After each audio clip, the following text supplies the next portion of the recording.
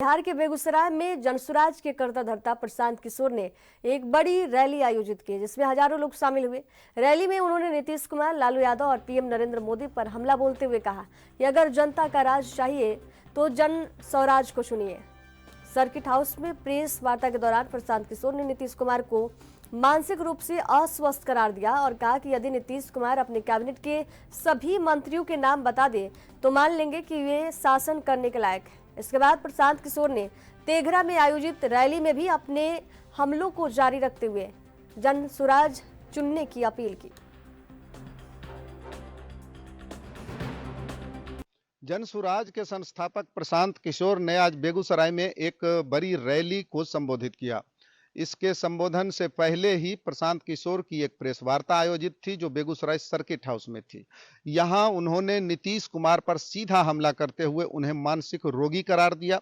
उन्होंने यहां तक कह दिया कि नीतीश कुमार 13 करोड़ लोगों के नायक हैं, शासक हैं बिहारियों के, तो उन्हें अपना मेडिकल बुलेटिन जारी करना चाहिए और इसके लिए नीतीश कुमार एक मेडिकल बोर्ड का गठन करें जो ये बुलेटिन जारी कर प्रमाणित करे कि नीतीश कुमार मानसिक रूप से स्वस्थ हैं। उन्होंने यहां तक आरोप लगाया कि नीतीश कुमार को अब कुछ भी समझ नहीं आता है, न उन्हें याद रहता है। नीतीश कुमार सिर्फ इतना बता दें कि उनके कैबिनेट में जो शामिल मिनिस्टर्स हैं उनकी संख्या कितनी है, उनके नाम क्या क्या हैं और उनके विभाग कौन कौन से हैं। ये एक जबरदस्त और सीधा हमला नीतीश कुमार पर था प्रशांत किशोर के द्वारा, जिसके बाद नीतीश कुमार को आड़े हाथों लेते हुए उन्होंने एक रैली का भी आयोजन किया।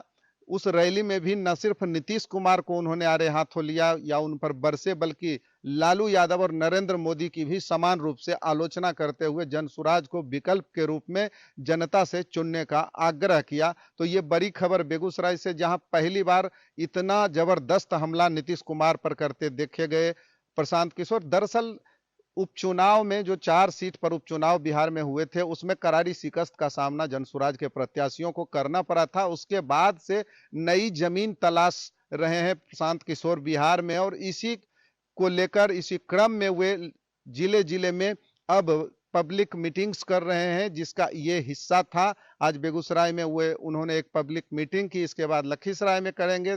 तो इस तरह से अब प्रशांत किशोर नई जमीन तलाशने में लगे हैं और यही कारण था कि वे नरेंद्र मोदी हो या नीतीश कुमार या फिर लालू यादव, तीनों पर समान रूप से हमलावर नजर आ रहे थे। कैमरा पर्सन वैभव के साथ रविशंकर, ANB न्यूज, बेगूसराय। देखिए, नीतीश जी की जो हरकत है या जो उनकी भाव भंगिमा है, जो उनके वक्तव्य हैं, इसको लेकर मैं ज्यादातर पिछले 2-2.5 साल में मैंने कोई वक्तव्य दिया नहीं। सबसे पहले नीतीश जी के स्वास्थ्य को लेकर टीका टिप्पणी उन्हीं के सहयोगी भाजपा के सुशील कुमार मोदी जी ने शुरू की। नवंबर 2023 में पहली बार सुशील मोदी जी ने कहा कि लगता है कि नीतीश जी गंभीर मानसिक रोग से पीड़ित हैं। उसके बाद से बिहार के करीब करीब सभी नेताओं ने उनके स्वास्थ्य पर टीका टिप्पणी की है। मैंने कभी टिप्पणी नहीं की थी जनवरी तक, लेकिन जनवरी में जब बीपीएससी का आंदोलन चल रहा था, अधिकारियों से या व्यवस्था से हम लोग की बातचीत चल रही थी, तब मुझे इस बात का अधिकारियों के माध्यम से भी फिर से ज्ञान हुआ, समझ आई कि नीतीश जी की मानसिक हालत दिनों दिन इतनी खराब हो गई है कि उनको ज्यादातर विषयों की समझ ही नहीं है, कोई उनको पता ही नहीं चल रहा है कि राज्य में हो क्या रहा है।